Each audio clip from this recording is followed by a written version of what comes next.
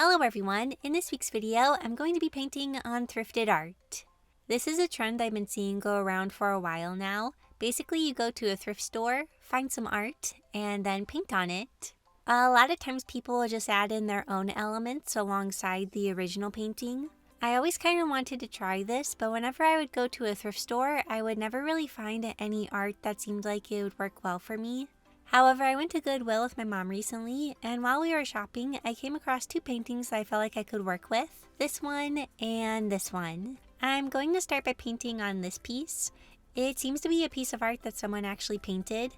It is an abstract autumn forest scene. It is done on a stretched canvas that is stapled to the wooden frame.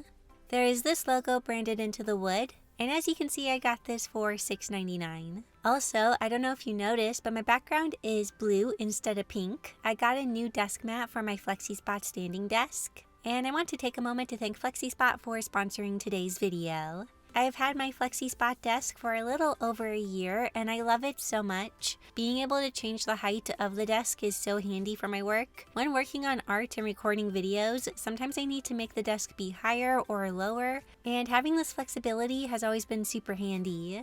Plus it has a drawer that you can shove all your stuff into, programmable height presets, and charging ports right on the front of the desk for easy access. I also really like the bamboo top. It feels really nice and is really sturdy.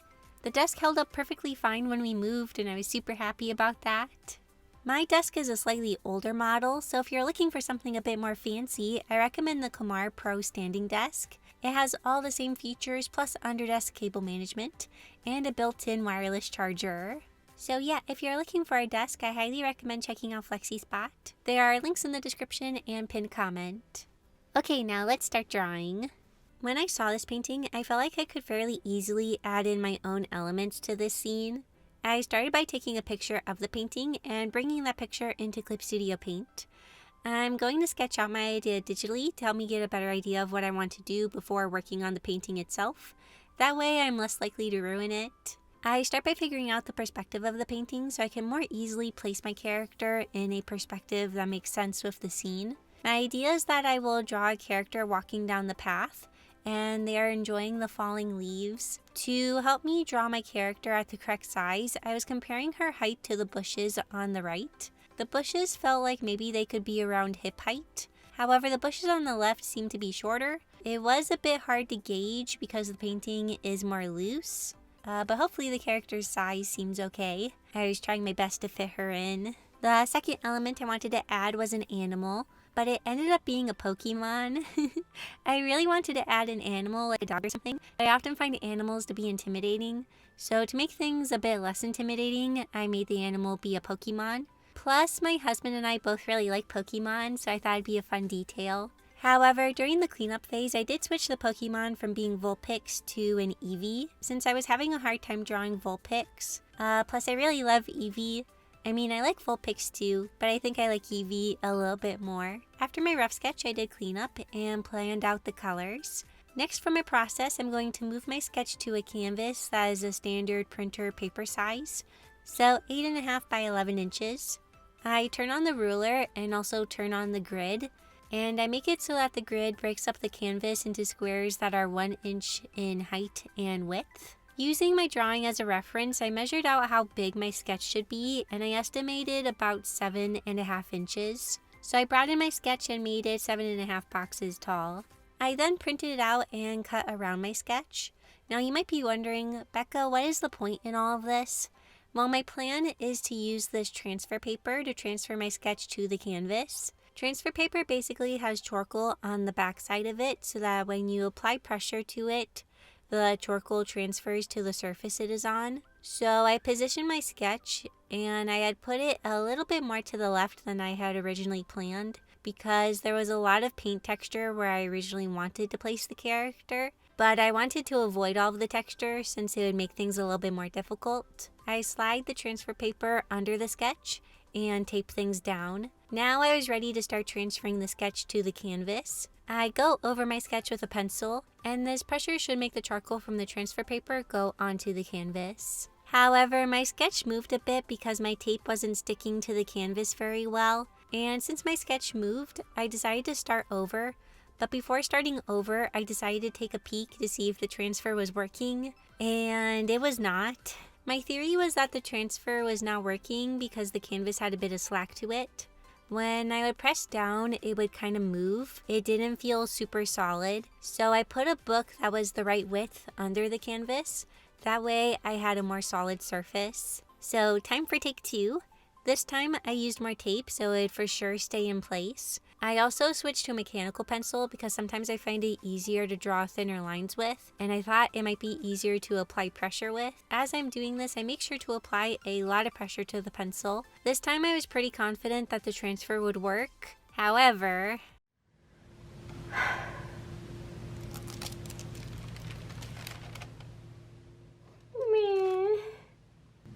I don't know what to do. As you can see, it did not. The sketch kind of transferred where there wasn't much paint, but nowhere else. At this point, I was feeling defeated and like this video idea was going to need to be scrapped. But I did have another option, sketching directly onto the canvas. I was trying to avoid this because I didn't want to ruin the painting with a derpy sketch. Plus, sketching on the canvas itself leaves very little room for mistakes. I really need to trust myself, and I do not trust myself a lot of times. However, as I started to get into the groove of sketching on the canvas, I felt like things weren't going too badly. I had my original sketch to work from, but that was also making me kind of nervous because it was really easy to tell when I did things a bit off from the original. Mostly the proportions were kind of off in some areas, but it was a bit hard to tell since my sketch was hard to see. It's a bit easier to see on camera, but from my view, my lights were really reflecting off the graphite, so it was really hard for me to see my sketch at times. But I pushed through, and now we have my sketch on the canvas. Finally. Now it's time for paint. At first I was going to use standard tube acrylic paints, but then I wondered if using acrylic paint markers would work. I was kind of viewing this painting as my warm-up painting. It was helping me get an idea for the process and also helping me get into the flow of using traditional art supplies. Since it has been a little while since I last used paint and paint markers, I am glad I decided to go with the paint marker route for this piece. They were easy to control and this made it easier to draw in small details. In case you are curious, I'm using these Arrtx Acrylic Paint Markers. They are not sponsoring this video or anything, I just really like them. Out of all the paint markers I have used over the years, these are the only ones I find myself coming back to pretty often for my traditional art pieces. They are just a really easy way to paint and also add extra details on my mixed media pieces, so I really like using them. It was very interesting using these markers on top of the acrylic paint. One thing I noticed is that it was kind of easy to add a bit of blending with the colors. It was easier than it usually is because the paint kind of just sits on top of the layer of paint that is below it, and it's not soaking into the canvas like it usually does. So this gives me more time to mix the colors a bit. I can apply a darker color and then go back in with a lighter color to kind of mix them. That being said, I do sometimes feel a bit limited with my color choices since I am basically limited to the colors of the markers. However, for this piece, I was purposely trying to not go crazy with the shading and rendering, since the painting itself does not have a lot of shadow rendering in it. When I look at the painting, I can't identify a super specific light source, and there isn't much for shadows. Because of this, I'm choosing to not add a bunch of shading to the character, or else she won't really fit in. Overall, I am pleased with how the drawing turned out, but there are definitely some mistakes. Like, it is a bit hard to tell right now since we are zoomed in, but I drew the arm that is bent way too long. It was hard for me to see and measure when sketching, but right when I colored it in, I could instantly tell, and a part of me really wanted to paint over it and draw another one, but I thought that might make things worse, so I decided against it. So yeah, that's the thing about traditional art versus digital art. You kinda have to live with your mistakes a bit more. And me being kind of a perfectionist, it's sometimes really hard to live with my mistakes. I just want to fix them. Also, my plan was to have the pants be more green, but the closest color I had to what I wanted was this more teal color.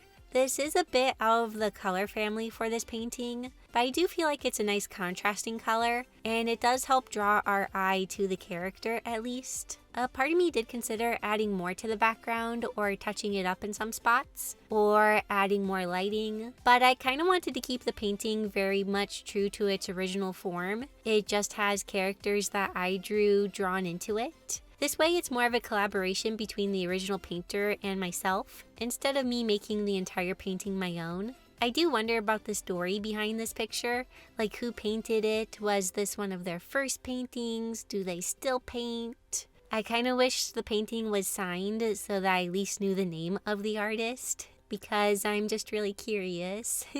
Wouldn't it be funny if the artist saw this video? The odds of that are probably super low, but it'd be pretty cool. The painting does seem like maybe it was following one of those online painting tutorials, like the ones where they make dabs of paint and then blend them out to make different nature scenes. I actually followed some of those tutorials one time, and it was really fun and I did enjoy myself, but I don't really know where the paintings are. I feel like they're somewhere buried in my closet. Also, I'm really glad I added Eevee. I think it's a fun addition. The colors of Eevee do kind of blend in with the background. In my concept, it was more in the white part of the canvas, but like I mentioned, I had to move my sketch over a bit to avoid the paint texture, so now it's more in the brown area. A part of me wishes I would have maybe chosen something like a Pikachu, since that would pop a lot more. But I also don't mind that you kind of have to look for the Eevee a little bit, because your eye kind of goes to the person, and then as you're looking down, it's like, oh, there's an Eevee. So here's the first thrifted painting I have customized. It's not perfect and I hit some bumps along the way, but I made things work, and overall I think it turned out cute. I think I'll use this piece as a fall decoration once we get into fall. Really quick before we move on to the second piece, I wanted to announce that my original character Pariah is now a plushie. She is finally here. This has been such a long process to make this happen, and I am so excited.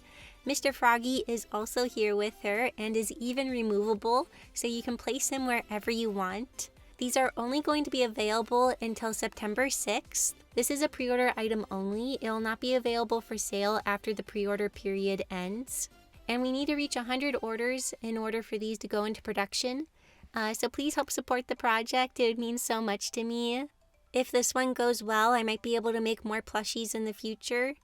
So yeah, I'm super excited about this. And if you want to get your own Pariah and Mr. Froggy plushies, there's a link in the description. So this next painting isn't a painting like the last one. Instead, it's a print of a painting on a canvas. Kind of like something you would buy from like Hobby Lobby. I try to hunt for more original art pieces instead of prints, but I liked this picture so much that I wanted to try to paint on it. I love how the scene is drawn and the stylized foliage and the lighting. It's all really pretty. Plus all of the textures look painty enough that I felt like I could make my art fit in. Like with the last piece, I took a picture and sketched in my idea.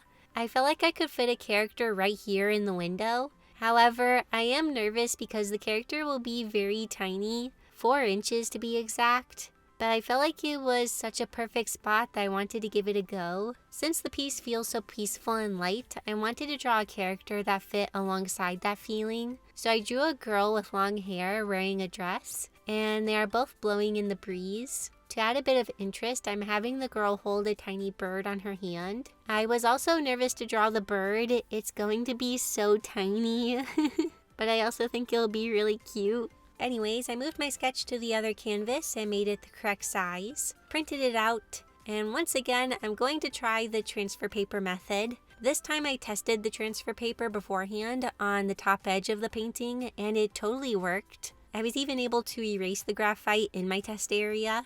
So I was feeling decently confident that the sketch would transfer to the surface, since it's kind of just a standard canvas texture. So let's see if it worked.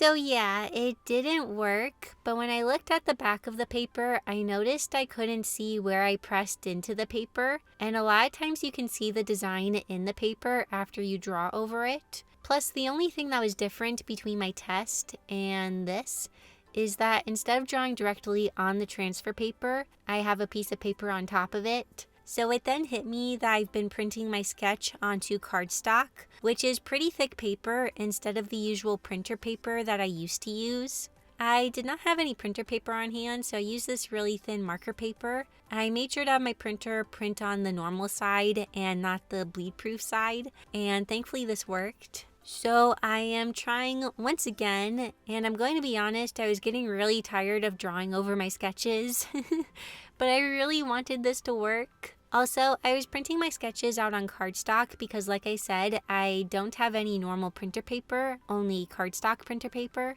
Because for my work, I am always printing out artwork or line art, I basically never really have to use normal printer paper, but in this case, that is what I needed. And it didn't occur to me until now that my sketches weren't transferring because the paper was too thick. But now I know for the future, if I want to use transfer paper, make sure my sketch is on thin paper so that the pressure actually goes through to the transfer paper. I hope you can also learn from my mistakes. So let's see if it worked this time.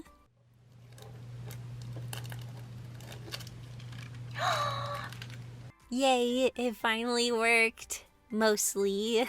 Some of the sketch that was in the darker areas was kind of hard to see, so I went over it with a pencil, but you can't see that because my head is blocking it. Sorry about that. But we can finally start painting, and for this piece I do plan to use tube acrylic paints, but before going in with the standard paint, I wanted to put down a base with the paint markers. That way I will have an easier time seeing the character when I'm using the paint. Plus it will help lighten some of the really dark spots and kind of work as a base coat. At first I was going to make the bird blue, but I noticed there wasn't much for blue in the picture, so I went with a yellow base coat instead, since there's more yellow in the piece. Now it's time to switch over to paint. I broke out my paint palette and started mixing up different colors. I started by mixing up a kind of muted skin tone. The colors in the picture are leaning more towards slightly desaturated and darker value-wise, so I was trying to match that. I also wanted some pastel colors in blue, pink, and purple to use to mix together to make different colors. I'm starting to go in with my skin tone. Right now this is just the base color, and I'll go back in with the shading in a little bit. As I mentioned before, this character is very small. Her head is about the same size as my thumbnail. So I am using a brush that is very tiny. I actually grabbed out multiple brushes of different sizes, but I only used this brush the entire time since I never felt the need to switch to something larger. For her dress, it is white, but to help it fit in, I'm actually using a light gray. I felt like going in with pure white would draw too much attention and make the character stand out in a way that did not feel natural. So yeah, the light gray felt like a good option. Now that I have the base colors down, I'm starting to go in with the shading. When I was studying the shadows in the painting, the light source seemed to be coming from the left corner. So this character is going to be mostly lit on the left side, and the right will be more in shadow. I wanted the shadows to overall feel warm, so I'm going to use a good amount of pinks and purples mixed into my base colors. However, for her dress, I do start to lean the shadow into a cooler tone as I move to the right. With the previous piece, I did like the ease of using the paint markers, but I do have to say I love being able to mix my own colors to exactly what I want. It makes shading and rendering easier for me since I have so much more control over the colors and their tones. It has been a long time since I last used acrylic paints, and they are a medium that I tend to shy away from as I usually find them very tricky to work with. But in this case, I was having a lot of fun. I was also nervous at times. I was very focused on the painting and trying not to mess up, but at the same time I was having fun. I was so focused I ended up working for a good amount of time and almost forgot to eat dinner, but thankfully I remembered. Also, this is a reminder for myself and maybe some of you, but if you are working on art, especially art that has very tiny details that requires your eyes to heavily focus, make sure to take breaks. Because I worked for a few hours without taking an eye break, I ended up getting a migraine that night. Before I get migraines, I'll get blind spots in my vision, and I'll get wavy spots in my vision as well. This time was one of the worst I had ever gotten. I had like a ring of blind spot along the outer side of my left eye. But thankfully it stopped after I took some ibuprofen and laid down with my eyes closed for a little bit. But yeah, note to future self, make sure to take eye breaks like you usually do. I try my best to take eye breaks and like stand up and stretch and stuff whenever I'm working. But in this case, I was so focused that I just kind of forgot to. Painting on this picture was a bit awkward because my character was placed higher up. I had to reach over a lot of the canvas. And this canvas is a pretty good size, and it was actually hanging off a good portion of my desk. It was definitely not a super comfortable painting position. I was kind of hunched over and kind of reaching in front of me. Something I am really happy with though is that the paint behaved really well on the surface. I was worried, since it's just an art print on a canvas surface, that maybe the paint would behave weird or not adhere very well. But it worked really great thankfully, and the paints blended in pretty well with the rest of it. You can tell in some lighting that the paint was added because it doesn't reflect light the same. But when light is not directly hitting the painting, you can't really tell. I do want to apologize that I did not record the entire process for this piece. After a while, I was ready to clean up the painting, and I found that my camera was getting in the way. And in order for me to clean it up and add all the tiny details, I had to let myself get very close to the painting, and I cannot get that close while filming. So I had to turn off my camera and move the stand out of the way, and let myself do the finishing details off camera. But here is my painted in addition to this art piece. I am super happy with how this turned out. I already really like this painting, but now I love it even more since it feels a bit more personal. I'm definitely going to hang this up in our house somewhere. I've been looking for some pieces to decorate our walls, and this one will work very well. I have to say, I wasn't sure how this video was going to go, but painting on thrifted art was a very new experience and very fun. I did hit some problems along the way, but I was able to work through them and ended up with results that I like. And I hope you all enjoyed seeing the process. Before we end, I want to thank my super awesome YouTube members and Patreon patrons for their support. It means so much to me. And thank you for watching this video. I hope you enjoyed it, and I'll see you all next week in my next video. Bye!